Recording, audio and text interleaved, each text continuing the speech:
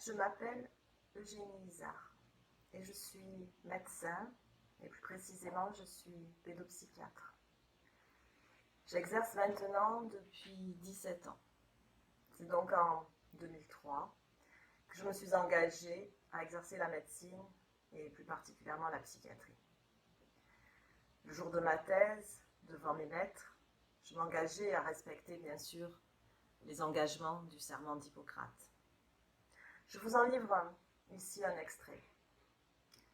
Je récitais alors, très fièrement à cette époque, ces quelques mots.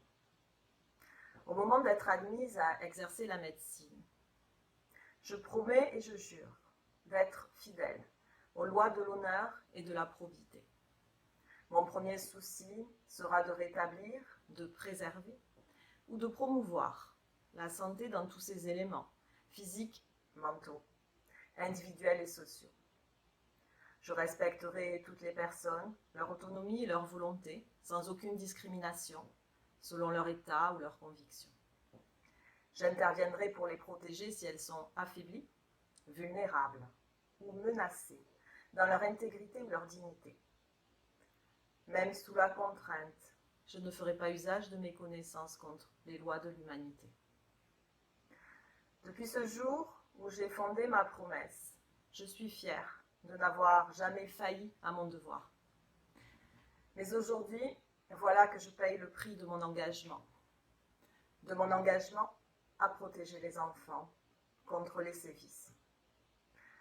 À la suite d'une affaire de maltraitance, que j'ai bien évidemment signalée, je viens d'être condamnée par la Chambre disciplinaire de l'Ordre des médecins national à 3 mois d'interdiction d'exercer de la médecine.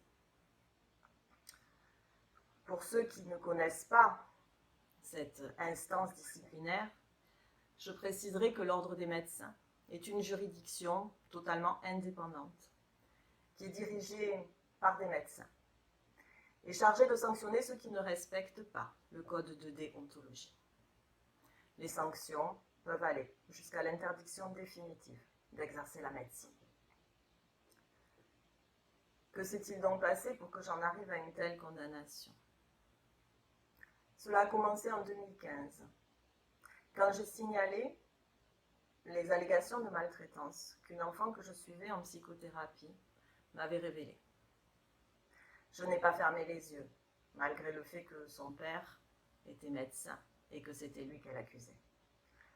S'en est suivi alors plusieurs années de pression et je n'ai pas peur du mot, de représailles, dont je vais ici témoigner.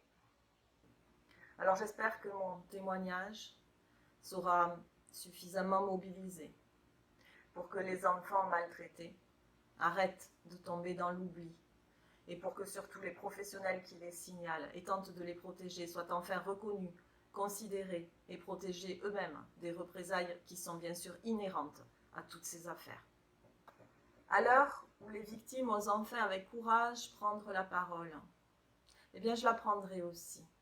Je la prendrai pour dénoncer comment certaines institutions se font complices, ont contribué et contribuent encore à faire régner le silence autour des enfants maltraités, à faire taire leurs paroles et à emmurer leurs défenseurs. En 2014, cela fait à peu près 10 ans que j'exerce le métier de pédopsychiatrie.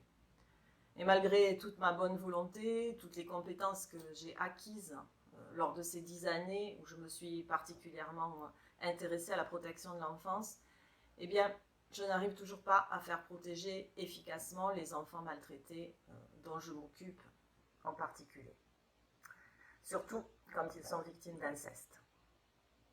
Je fais donc face, seule, à un déni socio-judiciaire majeur qui s'est en fait installé relativement peu après l'affaire d'Outreau.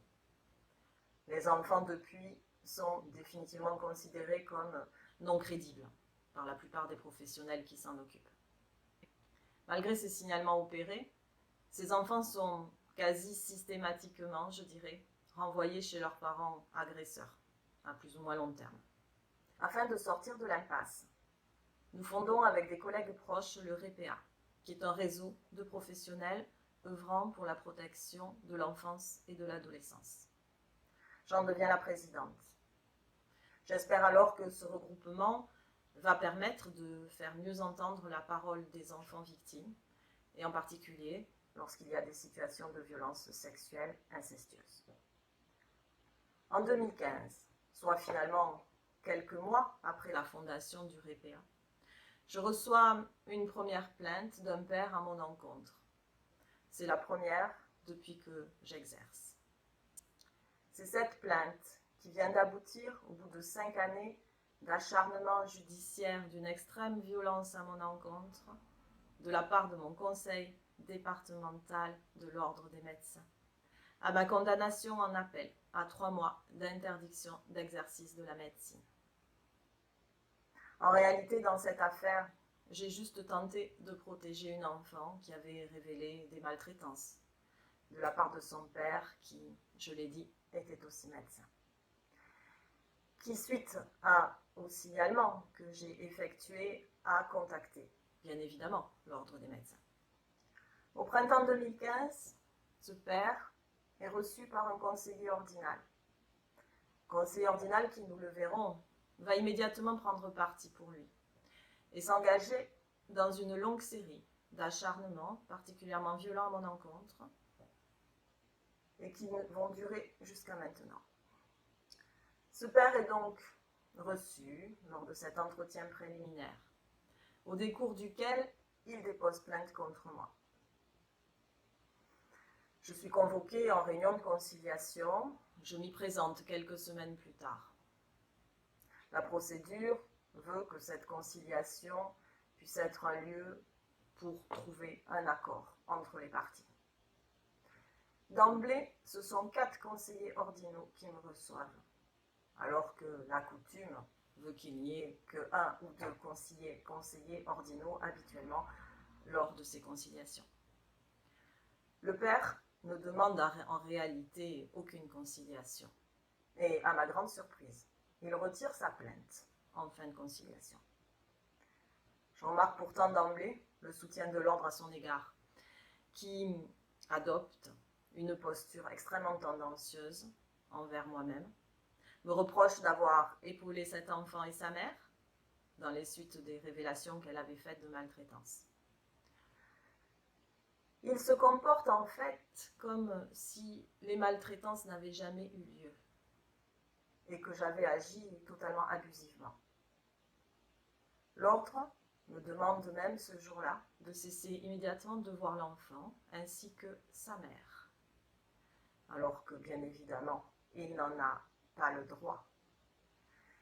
Ils entravent ainsi ma liberté d'exercice de la médecine et plus grave encore, la liberté du libre choix du médecin, en empêchant cette mère de continuer à venir me voir.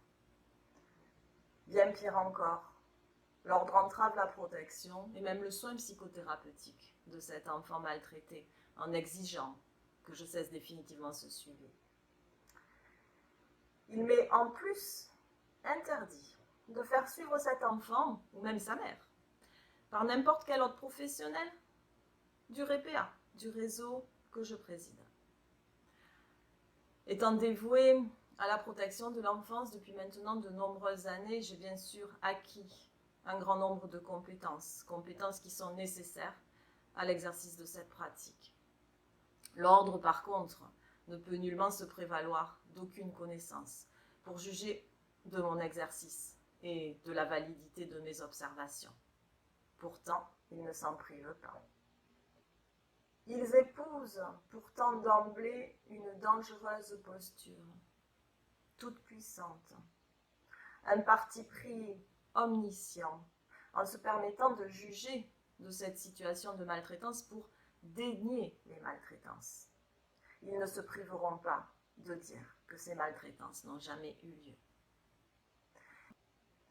Et par là même, ils condamnent l'ensemble de mes actions médicales de protection et de soins de cet enfant.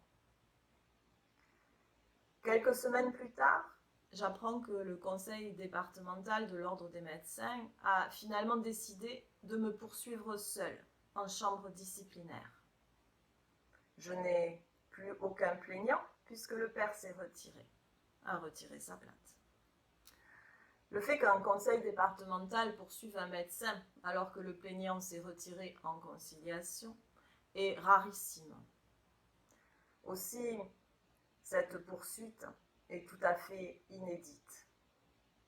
Le conseil départemental de l'ordre me poursuit pour différents faits qui sont en réalité totalement fallacieux et qui sont un copier-coller des 17 récriminations mensongères de ce père à mon encontre.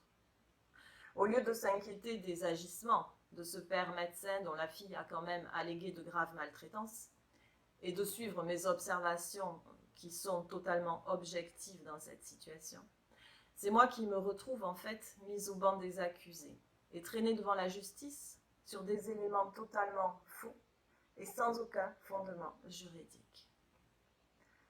Ces attaques judiciaires épuisantes durent maintenant depuis plus de 5 ans.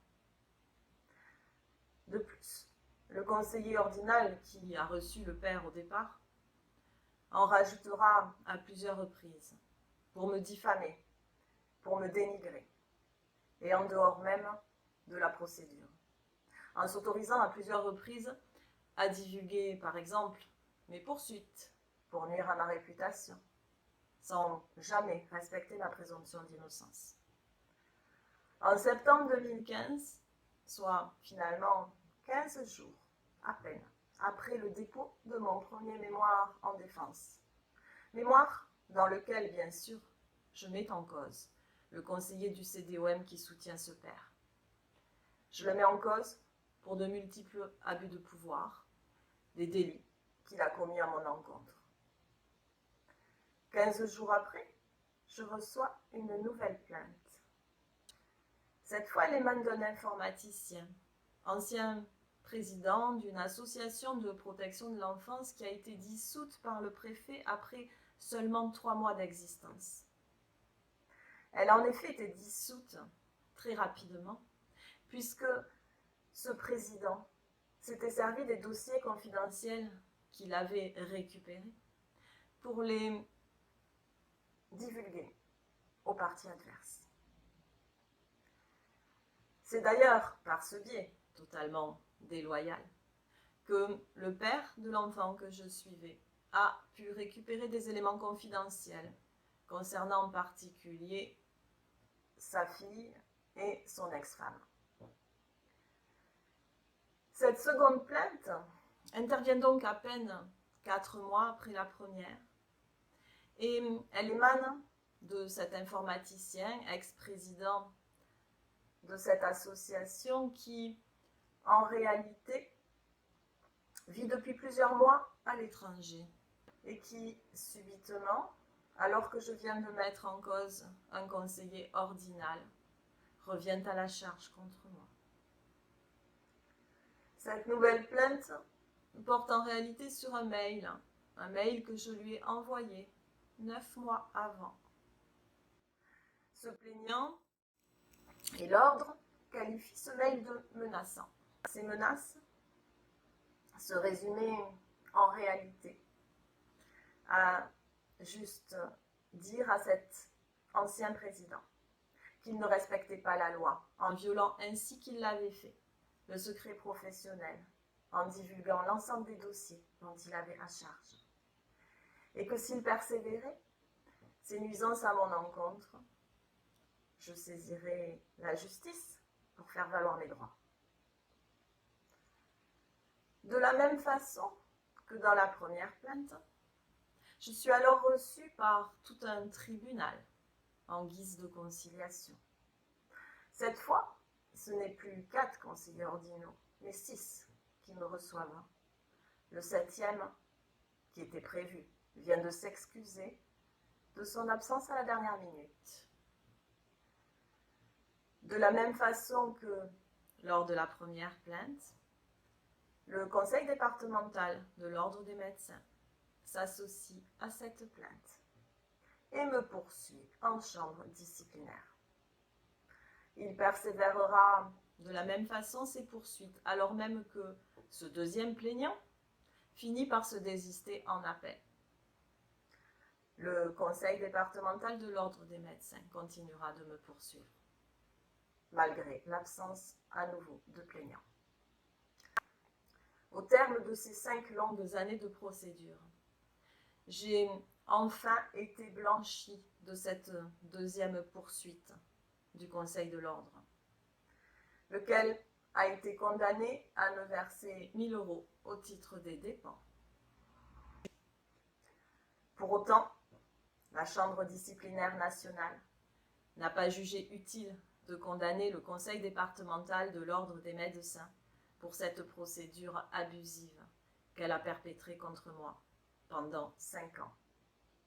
Comment se fait-il que 5 années d'acharnement judiciaire particulièrement violentes, sans aucun fondement juridique, ne seraient pas suffisants pour qualifier l'abus? La première plainte dont j'ai parlé, qui émane de ce père, n'a malheureusement pas eu la même issue favorable, puisque, comme je l'ai expliqué, je suis condamnée à 3 mois d'interdiction d'exercice de la médecine, alors que je n'ai pourtant pas commis les faits qui me sont reprochés et qu'en plus les lois utilisées ont été totalement détournées. Je vais maintenant expliquer plus précisément pourquoi j'ai été condamnée. Plus précisément, je suis condamnée pour avoir violé le secret professionnel en faisant, je cite, un signalement au juge des enfants. Selon l'interprétation de la chambre disciplinaire, le juge des enfants ne fait pas partie des professionnels habilités à recevoir les signalements. Non seulement cette pratique de signalement et d'information au juge des enfants est nécessaire, voire même indispensable au bon fonctionnement de la justice et de la protection de l'enfance, mais en plus, elle est une pratique courante que tous les médecins utilisent depuis toujours.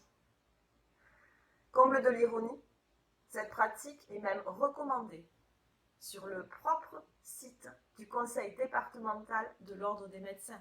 Donc celui-là même qui me fait condamner pour ce motif, en réalité, préconise de signaler au juge des enfants.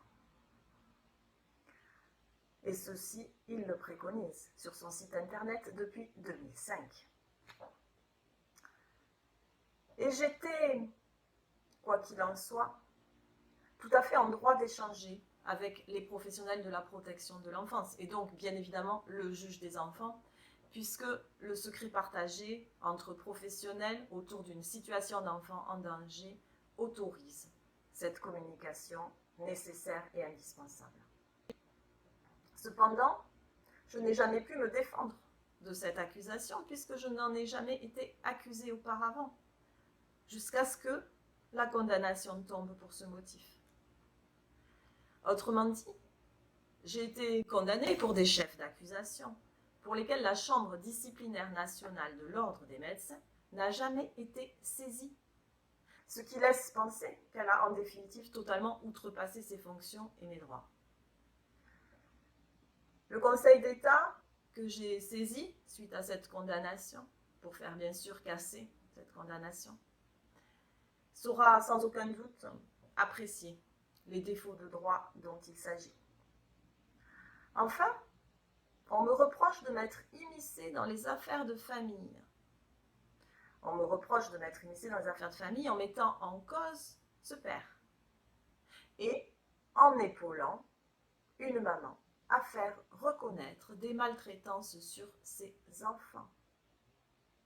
En somme, je me retrouve condamnée pour avoir juste consciencieusement appliqué mon serment d'Hippocrate. En attendant l'appel en Conseil d'État, je me retrouve à devoir laisser une centaine de patients sans aucun soin pendant 3 mois, alors que la plupart d'entre eux ne pourront probablement pas supporter une telle interruption de leur suivi. Et qu'en tant que psychothérapeute, je ne suis bien sûr pas remplaçable. L'ordre, en se positionnant ainsi, est en train de nuire gravement à la santé mentale de nombreux patients, qu'il met, pour certains, réellement en danger, sans commune mesure. Durant toute cette affaire, j'ai tenté à plusieurs reprises d'alerter les pouvoirs publics, en particulier du harcèlement que je subissais, non seulement parce que j'avais signalé un médecin, mais aussi parce que le REPEA, mon association, mon réseau de professionnels œuvrant pour la protection de l'enfance, dérangeait pour des raisons qui me demeurent obscures. J'ai tenté de porter plainte à plusieurs reprises contre le conseiller qui s'acharnait contre moi, qui me diffamait et qui me discréditait avec toutes les preuves que j'avais pu récolter. J'ai adressé au préfet, au procureur, à l'ancien ministre de la Santé, au Conseil national de l'Ordre des médecins, au Conseil départemental de l'Ordre des médecins. Rien n'a été fait. Pire, les conseils de l'Ordre ont couvert les agissements de ce conseiller. Ils ont couvert son harcèlement à mon encontre, son harcèlement par voie procédurale, judiciaire. Ils ont couvert les diffamations qu'il avait réalisées contre moi. Ils ont couvert le boycott du REPEA qu'il avait aussi fait. Ils ont couvert ses abus d'autorité, les non-respects de la confraternité. Ils ont couvert ses immixtions dans les affaires de famille sans raison professionnelle. Comment comprendre que l'ordre protège en toute impunité les siens, les laissant commettre tous les délits et irrespects du code de déontologie, et s'en prend, au contraire, à ceux qui essayent en vain de suivre avec éthique leur mission de médecin au service des plus faibles et des plus vulnérables, comme le serment d'Hippocrate nous y invite. Comment comprendre que je sois obligée de médiatiser pour qu'enfin je puisse espérer qu'il y ait une réaction face à tous ces graves dysfonctionnements et manquements? Il est urgent de s'inquiéter de ces renversements pervers de la loi, qui vont à l'encontre de nos fondements humanistes, de nos fondements éthiques et de notre propre serment de médecin, qui nous contraignent à nous soumettre à des organisations au fonctionnement archaïque, abusif et qui ne protègent pas les enfants. Comme cette affaire en est la triste illustration. J'implore le gouvernement, nos députés, la société civile, de faire changer ces lois iniques qui permettent encore de persécuter les médecins dans leur travail de protection des enfants et qui entravent bien évidemment leur protection. J'en appelle à tous ceux qui, comme moi, ont foi en leurs idéaux éthiques, à ceux qui refusent de se soumettre à la tyrannie ambiante, au dévoiement total de nos fondements éthiques, au retournement des lois de l'humanité. Ne tolérons plus d'être entravés dans notre exercice médical qui nous amène à protéger les enfants. N'acceptons plus d'être contrôlés par un système où règne l'arbitraire et qui va jusqu'à nous empêcher d'honorer nos vœux, notre serment de médecin, notre engagement éthique à protéger les plus fragiles et les plus vulnérables, à faire tout ce qui est dans notre pouvoir pour lutter contre les sévices sur les enfants. L'ordre des médecins, dans ce jugement inique, en s'éloignant des fondements éthiques les plus essentiels, en usurpant les lois au profit de la protection des agresseurs, nous montre les limites de sa légitimité à s'occuper des questions éthiques relatives à la protection des enfants. Je finirai en citant encore le serment d'Hippocrate. Que les hommes et mes confrères m'accordent leur estime si je suis fidèle à mes promesses, que je sois déshonorée et méprisée si j'y manque. Je ne me résignerai jamais à pratiquer une autre médecine que celle dont je suis issue depuis 4 générations et qui se fonde dans le secours aux plus faibles et aux enfants. Je ne me résignerai jamais à devenir complice d'une médecine qui, au lieu de protéger les plus faibles et les plus vulnérables, se fait le bras armé des agresseurs et continue de permettre que la violence se perpétue. Contrairement à ce que certains disent de moi pour me dénigrer, je ne suis pas une militante. Par contre, je suis une résistante. Et je résisterai toujours, quoi qu'il arrive, aux oppressions qui seront faites aux plus faibles. Alors que la vague MeToo inceste montre le résultat de ces 30 dernières années d'obscurantisme, où la parole des enfants a été étouffée, méprisée, au profit des agresseurs. Il est temps de faire la lumière sur les fonctionnements de nos institutions censées protéger les enfants, sur le rôle qu'elles ont joué dans la propagation du déni qui est à l'œuvre dans notre société, sur les soutiens pervers auxquels elles ont activement participé pour entraver par des poursuites les professionnels qui tentaient seulement de protéger et de soutenir les enfants victimes. Je vous remercie de votre écoute.